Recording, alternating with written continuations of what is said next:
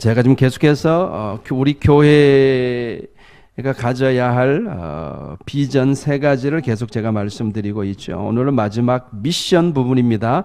이것은 선교에 대한 비전이죠. 만민에게 복음을 전파하라. 선교에 대한 비전입니다. 오늘 이 제목을 가지고 함께 말씀을 나누겠습니다.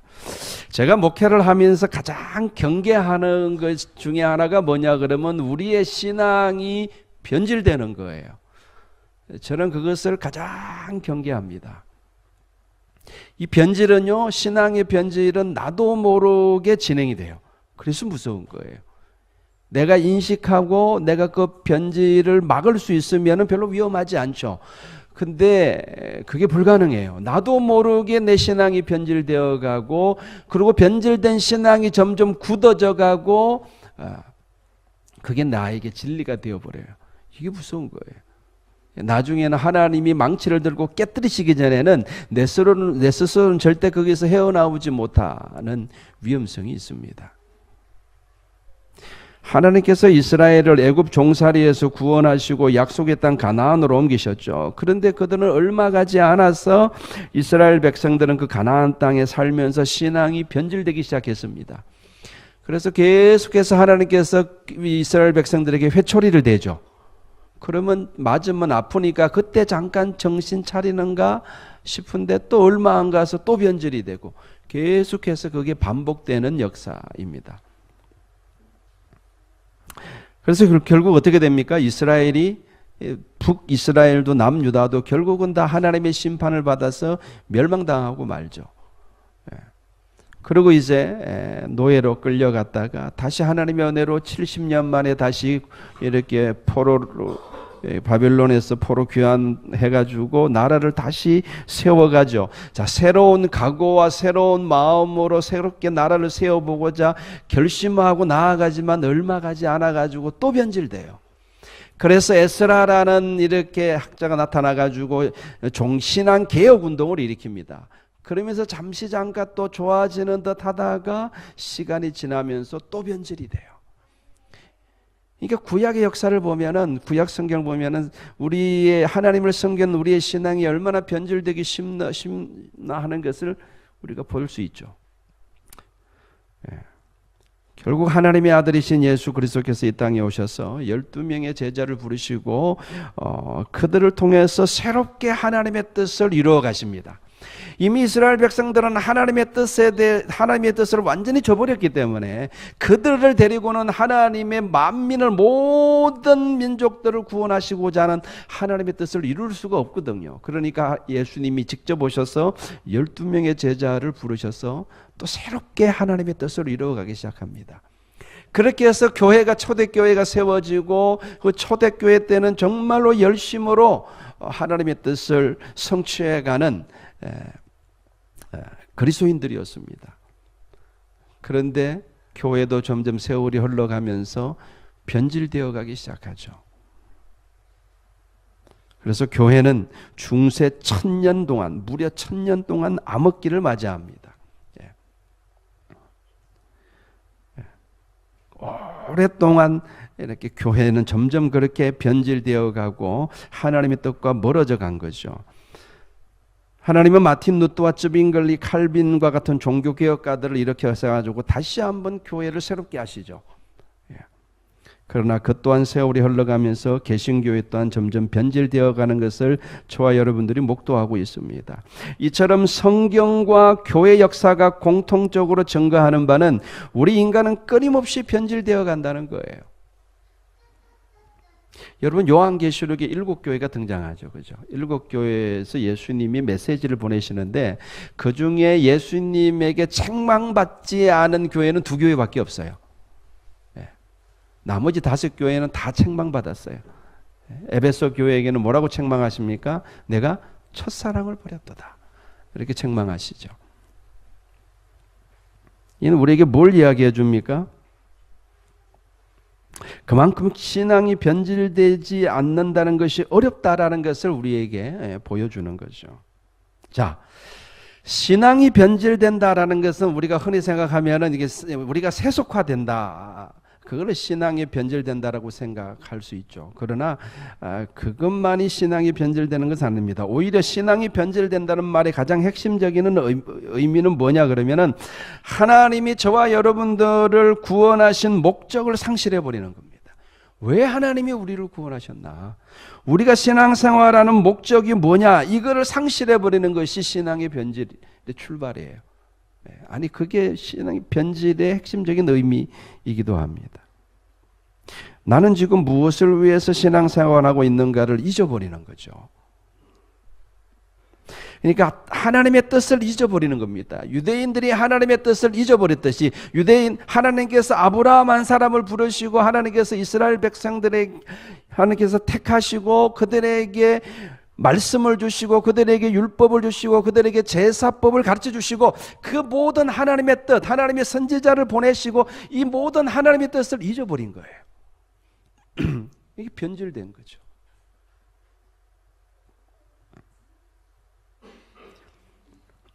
그러면 어떻게 되는가 하면요. 잘 들어보세요. 내가 지금 하고 있는 행위 자체가 목적이 되어버립니다. 하나님이 우리에게 주신 목적을 내가 잃어버리면요. 뭐가 목적이 되어버리냐 그러면 사람이 목적이 없이는 살 수 없거든요. 뭐가 목적이 되냐 그러면 내가 지금 하고 있는 행위 자체가 목적이 되어버려요.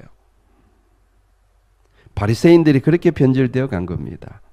그들은 그들이 하고 있는 행위들에게 절대적인 의미를 부여했습니다. 할례를 행하고 안식일을 지키고 금식을 하고 하는 그런 종교적인 행위 자체가 절대적인 의미가 되어버린 거예요.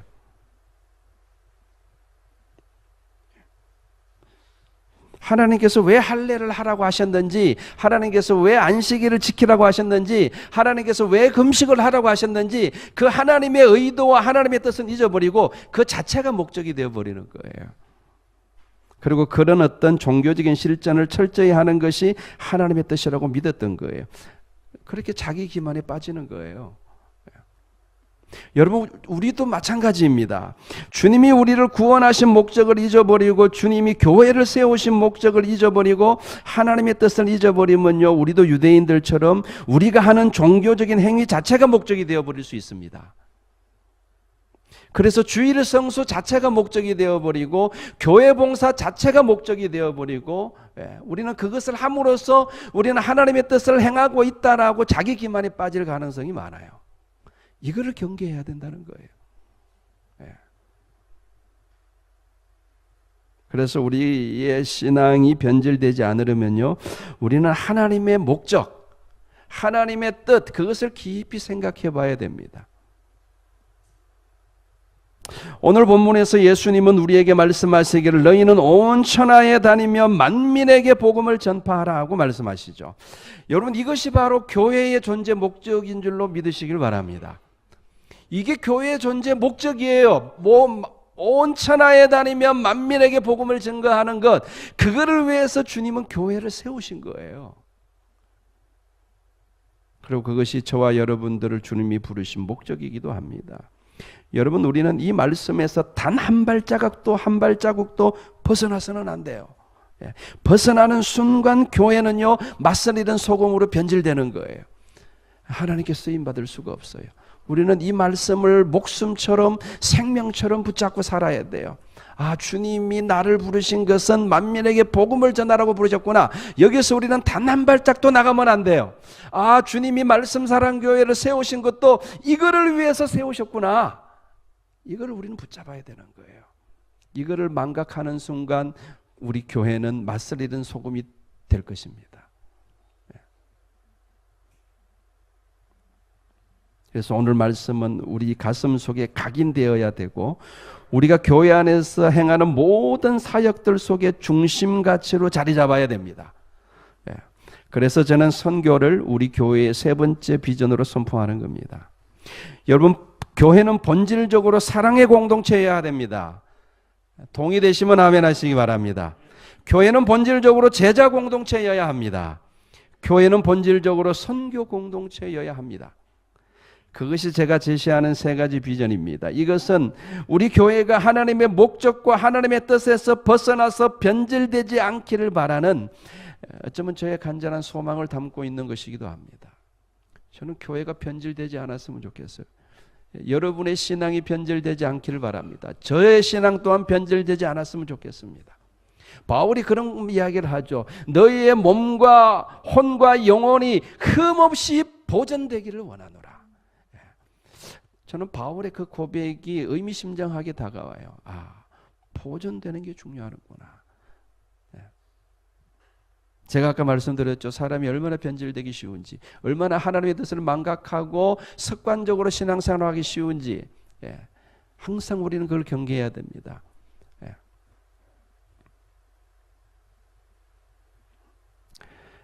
자, 오늘 그래서 마지막 세 번째 선교 비전과 관련하여 제가 평소에 생각하고 있었던 몇 가지를 함께 나누고자 합니다. 선교에 대해서 하고 싶은 이야기가 참 많은데 이 짧은 시간에 그걸 다 할 수는 없고, 오늘 본문과 관련해서 여러분과 함께 나누고 싶은 내용들을 몇 가지 나누고자 합니다. PPT 좀 틀어주세요. 요 세 가지입니다. 같이 한번 읽어볼까요? 시작.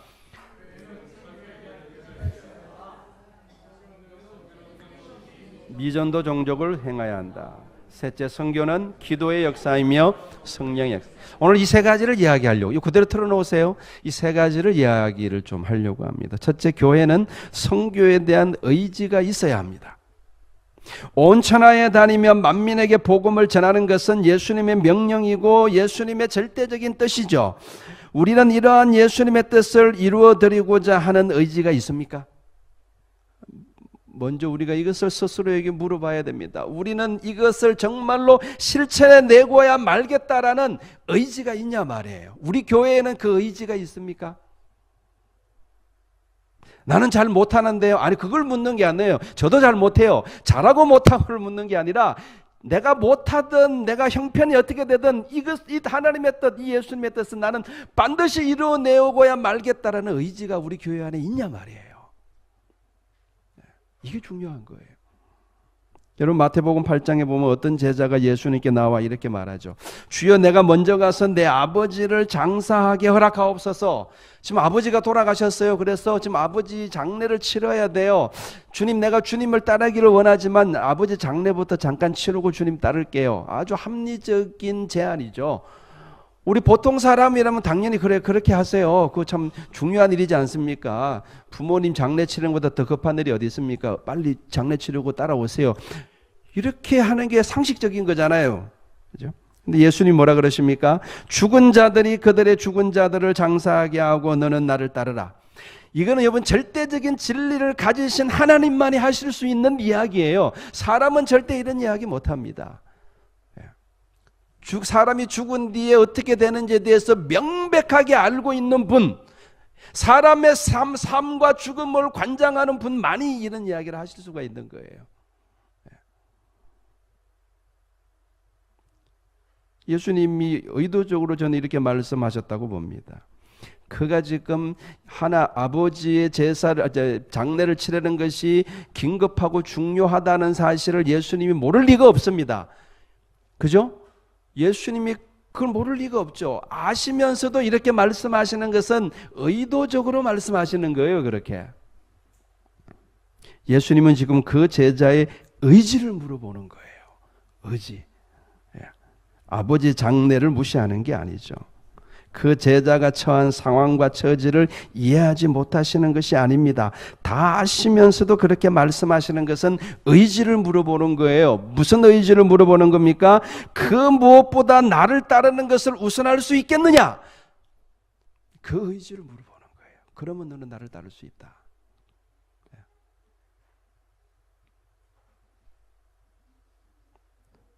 그 무엇보다 나를 따르는 것을 너는 우선할 수 있겠느냐?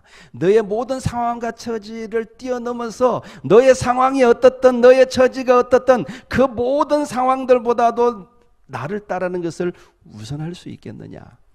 그러면 너는 나를 따르는 사람이 될 수 있다. 그 의지를 물어보시는 거라고 저는 봐요. 너희는 온 천하에 다니며 만민에게 복음을 전파하라는 말씀은 모든 이 지구상에 있는 모든 교회들에게 주시는 예수님의 절대적인 명령입니다. 그러나 여러분 보세요. 모든 교회가 다 선교하는 것은 아닙니다. 그렇죠? 다 선교하는 거 아니에요. 흉내는 내지만 실질적으로 선교하는 교회는 그렇게 많지 않습니다. 예수님의 명령을 최우선적으로 시행하고자 하는 의지가 있는 교회만이 선교합니다. 의지가 중요한 거예요. 우리 교회는 그 의지가 있냐 말이에요. 우리 교회 작은데요. 우리 교회 이렇게 일꾼도 없는데, 우리 교회 믿음도 없는데요. 아니, 그런 거 묻는 게 아니에요. 그럼에도 불구하고 예수님의 명령을 수행하고자 하는 의지가 우리 가운데 있느냐, 이거를 물으시는 거예요. 이게 중요하단 말이에요.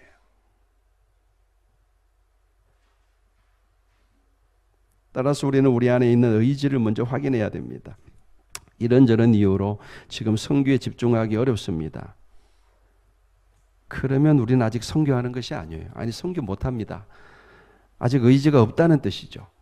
그렇게 말하는 것은 교양 있게 우리는 선교할 의지가 없습니다라는 것을 교양 있게 표현한 것뿐이죠.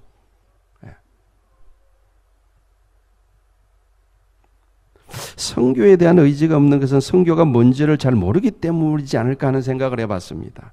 여러분, 선교는 단지 해외에 나가서 복음을 전하는 것 이상의 의미가 있습니다.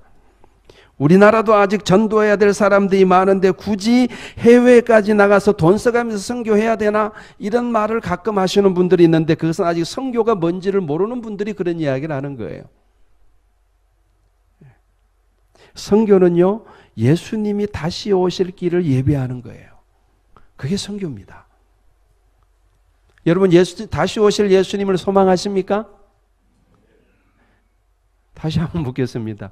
예수님이 다시 오실 예수님을 기다리고 예수님이 다시 오기를 간절히 소망하세요? 선교는요, 예수님이 다시 오시기를 소망하며 그 길을 예비하는 게 선교예요. 예수님이 뭐라 그러셨어요? 모든 민족에게 복음이 전거되어야 그제야 끝이 오고 내가 그때 오겠다고 말씀하셨어요. 그렇죠? 그러니까 모든 민족에게 복음이 전거되어져야지 하나님의 뜻이 궁극적으로 완성이 되는 것입니다. 그런데 그래서 주님이 다시 오시려면 반드시 복음이 모든 민족에게 전파되어야 하는 겁니다.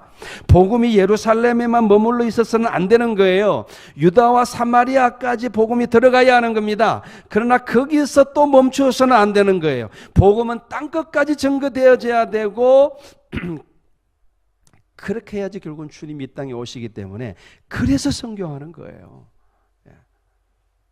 굳이 우리가 돈 써가면서 우리 주위에도 불신자들 많은데 왜 다른 민족에게까지 가서 선교해야 되는 겁니까? 주님이 다시 오시기를 우리는 소망하기 때문에 그러는 거예요. 저는 우리 교회가 선교하고자 하는 의지가 충만하기를 소망합니다. 하나님의 나라를 이 땅 위에 건설하고자 하시는 하나님의 뜻에 동참하고자 하는 그 의지, 그것이 우리 안에 충만하기를 소망합니다.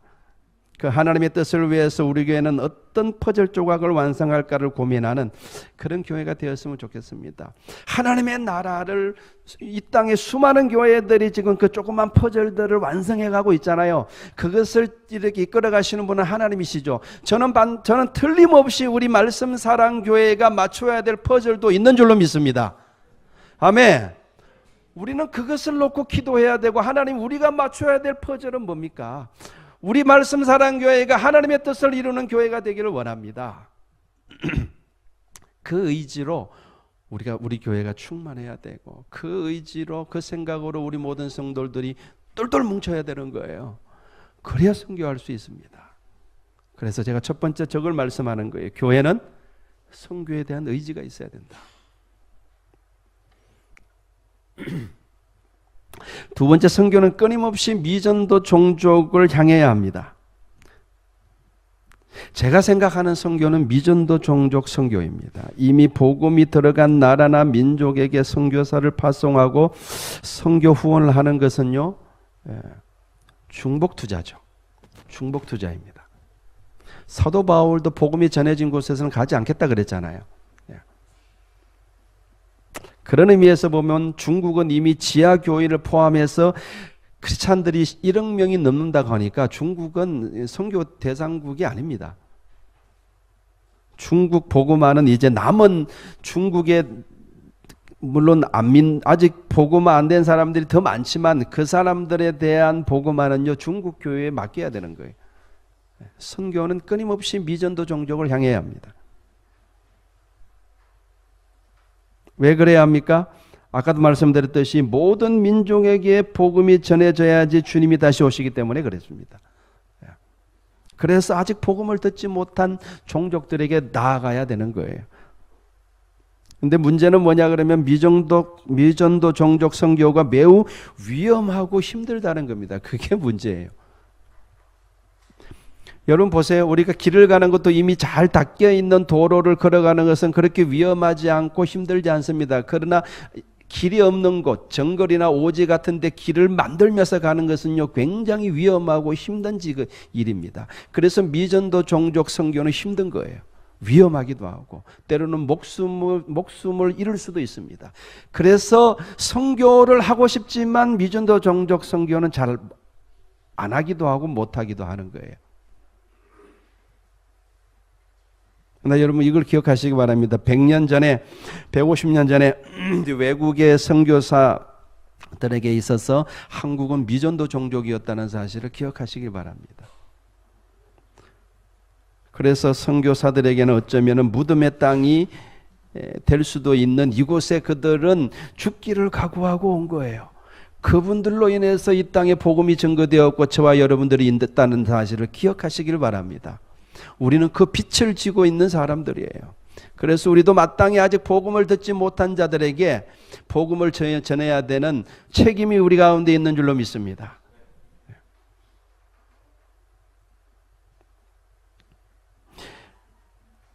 오늘날 한국교회는 미전도 종족 선교는 잘 안 하려고 합니다. 선교사들도 미전도 종족을 향해서 나아가는 분들은 그리 많지 않습니다. 위험하기 때문이죠. 제가 작년에 여러분들에게 인터콥이라는 선교단체를 소개했는데 제가 인터콥 선교단체를 뭐 그렇게 썩 좋아하지는 않습니다. 왜냐하면 사람들이 좀 선교단체가 교회를 무시한다라는 그런 느낌을 받기도 하고 하여튼 좀 체질적으로 잘 안 맞는 부분들이 있어요. 그럼에도 불구하고 나는 그들을 인정합니다. 그리고 그들의 선교 정책을 저는 인정하고 그들과 동역하기를 저는 바라요. 왜 그러냐 그러면은 그들은 철저하게 미전도 종족에 집중합니다. 프론티어 정신이 충만해요. 인터콥은. 오히려 한국 교회는 그런 인터콥을 욕을 하기도 합니다. 비난하기도 합니다. 왜 그렇게 위험한데 가지 말라는데 자꾸 가느냐.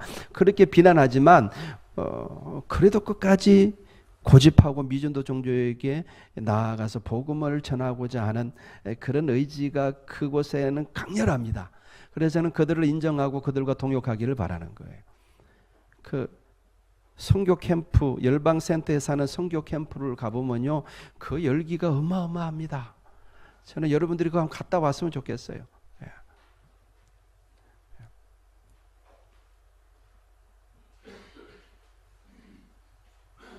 오늘날 가장 열정적으로 선교하는 선교단체는 인터콥입니다. 한 20년 전만 해도 별 볼 일 없는 선교단체였는데 지금은요 가장 열정적으로 선교하는 곳입니다. 인터콥은 계속 커져가고 있습니다.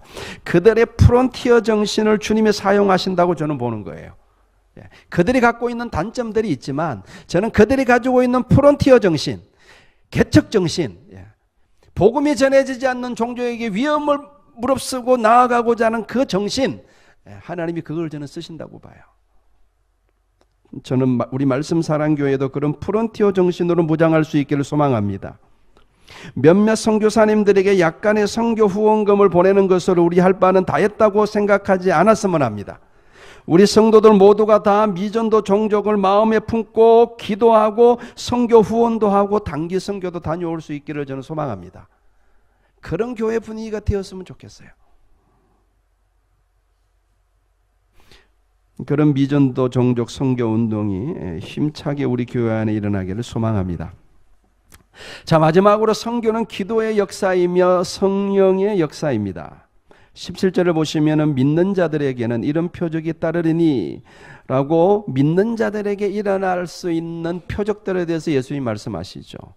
그죠? 주의 이름으로 귀신을 쫓아내고 새 방언을 말하고 뱀을 집으며 무슨 독을 마셔도 해를 이렇게 당하지 아니하고 손을 얹은 적 나음을 얻으리라. 이런 놀라운 역사들이 일어난다는 거예요.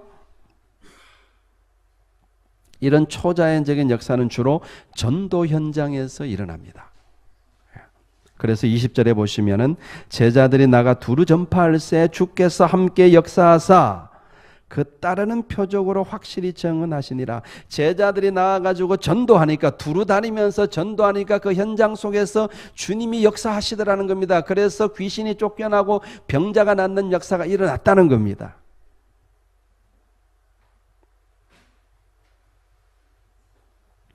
근데 전도 현장보다도 선교 현장에서는 더 강력하게 성령의 역사가 나타납니다. 그래서 선교 현장에 다녀오면은 신앙에 불이 붙어오는 이유가 거기 있는 거예요. 그래서는 하나님의 살아계신 하나님의 역사를 보거든요.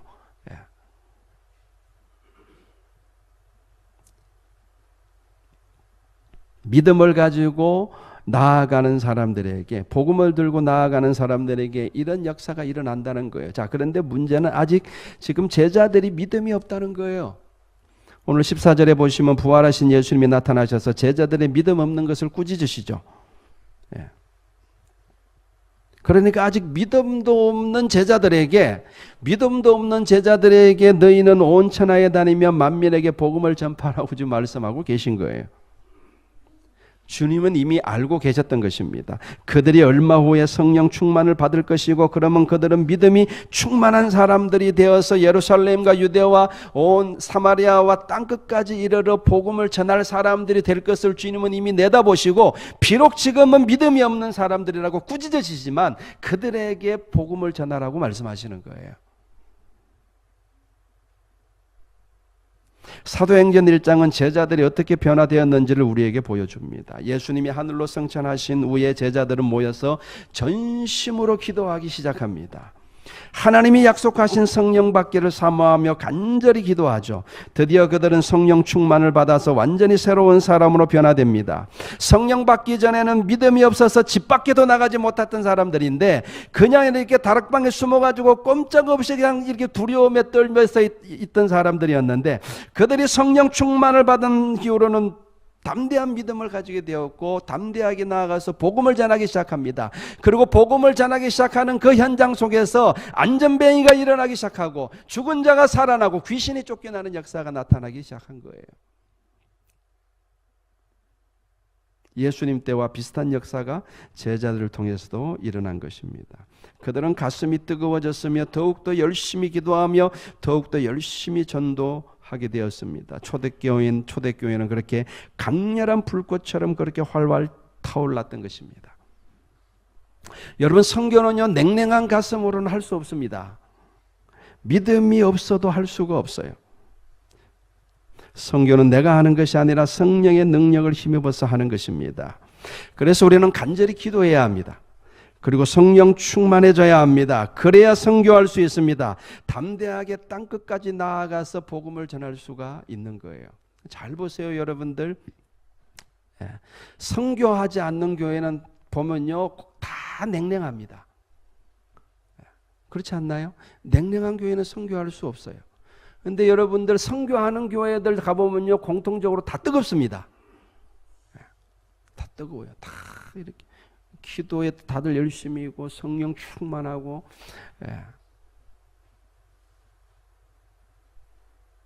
저는 우리 말씀 사랑교회가 선교의 열정으로 활활 타오르기를 소망합니다. 모든 성도들이 성령 충만을 사모하고 기도하는 열기로 교회가 뜨거워지기를 바랍니다.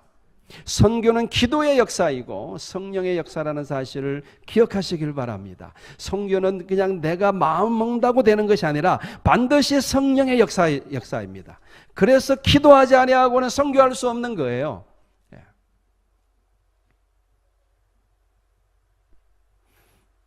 이제 말씀을 마무리하도록 하겠습니다. 제가 설교 초반에 저는 우리의 신앙이 변질되는 것을 가장 경계한다고 제가 말씀을 드렸죠. 제가 세 가지 비전을 제시하는 것도 우리의 신앙이 변질되지 않고 하나님의 뜻에 따르고자 하는 어쩌면 몸부림, 이라고 말씀드릴 수도 있습니다. 교회는 본질적으로 사랑의 공동체여야 하고 제자 공동체여야 하고 선교 공동체여야 합니다. 그것이 교회의 DNA가 되어야 하고 교회의 체질이 되어야 합니다. 어린아이로부터 어른이까지 모든 성도들의 가슴 속에 이 사랑과 제자와 선교라는 세 글자가 각인되어야 합니다. 그리고 합심해서 간절히 기도해야 합니다. 그러면은 하나님의 역사가 우리를 통해서도 초대교회와 같이 동일하게 하나님의 역사가 일어날 줄로 믿습니다. 예. 어찌하든지 하나님의 뜻을 이루고자 하는 그 어떤 열기가 우리 교회 안에 충만해져야 됩니다. 그것 외에 다른 것으로 우리의 신앙을 정의해서는 안 되고 다른 쪽으로 신앙의 열정이 뻗어가서는 안 됩니다. 우리의 신앙의 열정은 오직 그곳을 향해야 되는 거예요. 어떻게 하면 우리가 하나님의 뜻을 이룰까? 어떻게 하면 우리 교회를 정말로 제자 삼는 교회로 세워갈까? 어떻게 하면 사랑의 공동체로 세워갈까? 어떻게 하면 선교하는 만민에게 복음을 전하는 공동체가 되게 할까? 여기에 우리는 포커스를 맞추고 예배를 들어도 우리는 그것을 생각해야 되고 교제를 해도 그것을 생각해야 되고 여러분 교회를 봉사를 해도 식당 봉사를 해도 우리는 그것을 가슴 중심에 생각해야 되고 기도에도 하나님의 나라와 하나님의 일을 먼저 구하라 그랬잖아요. 기도에도 항상 그걸 먼저 구해야 되고 꿈을 꿔도 그 꿈을 꿔야 되고 그 정도 되면 역사가 일어나요. 그 정도 되면 역사가 일어나는 거예요. 물론 교회가 다른 많은 일들도 해야 되고 또 할 수 있습니다. 그러나 제가 여러분에게 지금 말씀드린 이 세 가지 비전이 저는 우리 교회의 중심이 되기를 소망하고 그 위에 다른 가지들이 뻗어나갈 수 있기를 바랍니다. 주님이 우리와 함께 하심을 믿습니다. 세상 끝날까지 우리와 함께 하시겠다고 약속하셨습니다. 우리가 이렇게 주님의 뜻을 위해서 헌신하고자 한다면 주님 또한 우리에게 헌신하실 줄로 믿습니다. 주님은 우리와 함께 하실 것이고 우리를 지키실 것이고 우리에게 복을 더하여 주실 줄로 믿습니다. 그리고 우리를 아름답게 사용해 가실 줄로 믿습니다. 그렇게 쓰임받는 교회 되기를 주의 이름으로 축원합니다. 기도하겠습니다.